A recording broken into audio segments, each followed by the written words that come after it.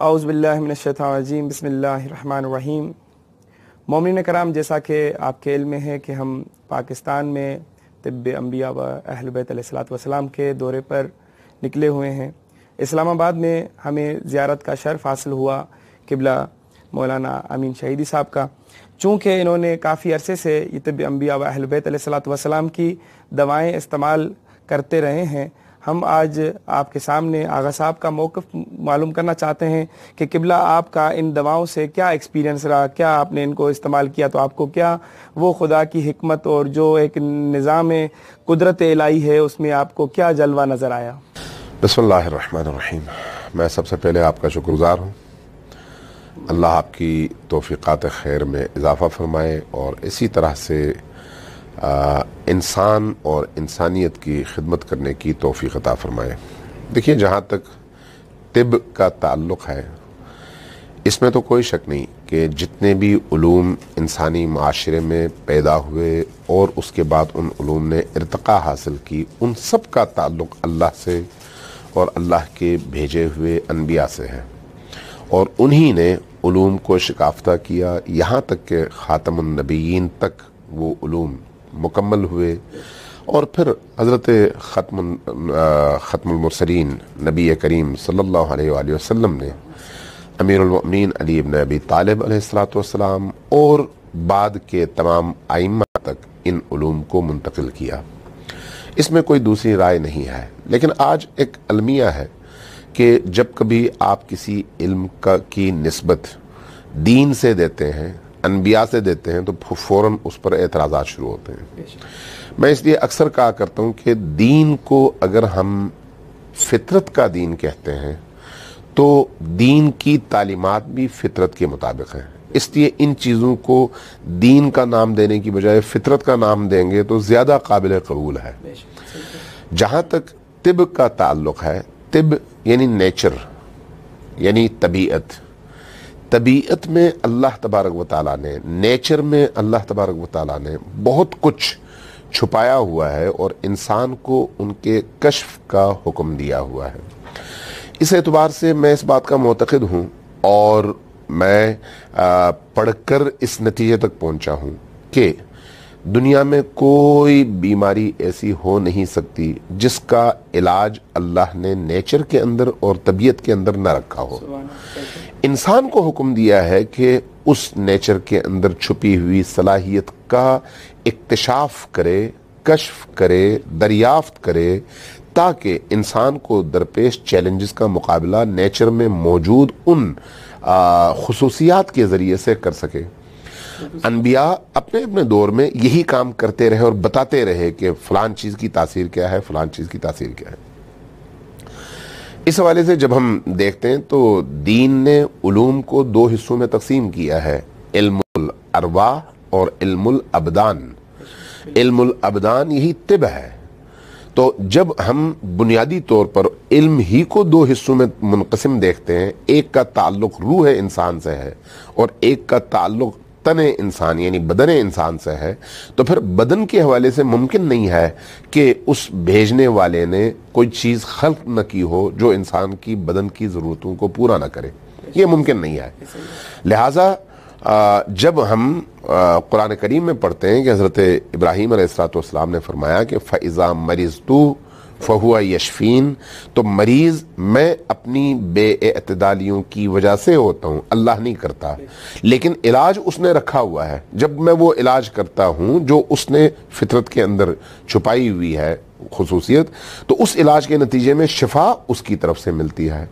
اس بنیاد پر آج کا جو نظام طب ہے، جس کو ہم میڈیکل سائنس کہتے ہیں، جس کو ہم ایلوپیتھی کہتے ہیں، اس نظام طب کا جو بنیادی مقصد ہے وہ مقصد یہ ہے کہ انسان کو بیماری سے نجات بھی دلائیں لیکن اس کو کمائی کا ذریعہ بھی بنائیں، یعنی خدمت خلق سے زیادہ خلق خدا کا خون نچوڑنے کے لیے یہ کام آتا ہے۔ اس لیے اس وقت دنیا کی بڑی بڑی مافیاز اس کام پر لگی ہوئی ہیں اور ان مافیاؤں کے ہاتھ میں میڈیکل سائنس پوری طرح سے اسیر ہے۔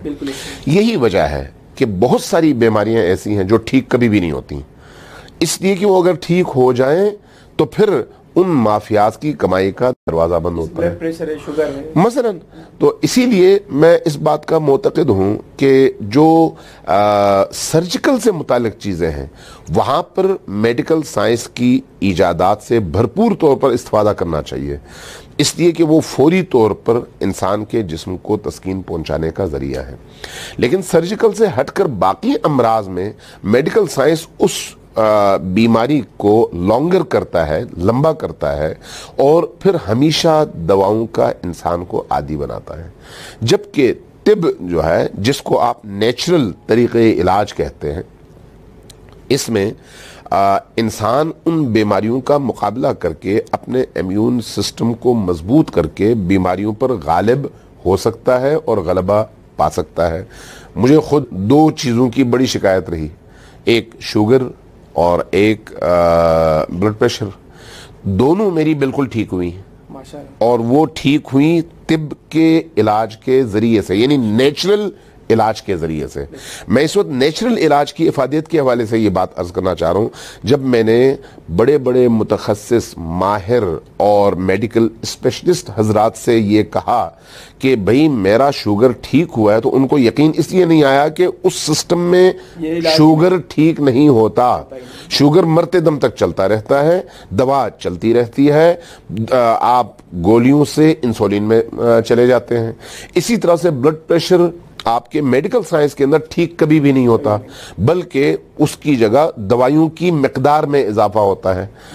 اسی طرح سے اور بھی بہت ساری بیماریاں ہیں, لیکن چونکہ میرا اپنا پریکٹیکل تجربہ 2 بیماریوں کے حوالے سے رہا, اور ان 2 بیماریوں میں ایک شوگر ہے.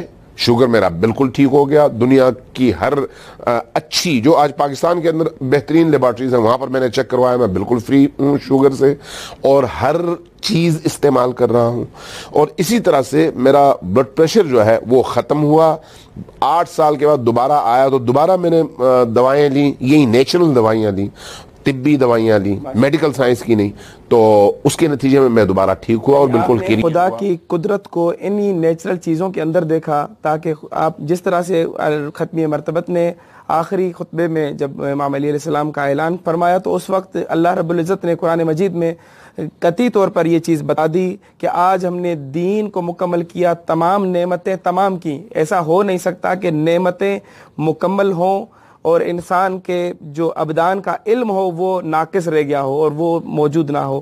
تو آپ نے بہت اچھی بات کی کہ یہی نیچرل چیزوں نے انسان کو ٹھیک کیا. تو اللہ رب العزت نے یہ جو پوری دنیا میں جتنے بھی یہ پھل, سبزیاں, یہ درخت, یہ ان کے پتے, یہ ان کے جو ثمرات ہیں, یہ ساری چیزیں کسی نہ کسی ایک با ہدف طریقے سے اور ہدف ایک ان کا مشخص کیا ہے.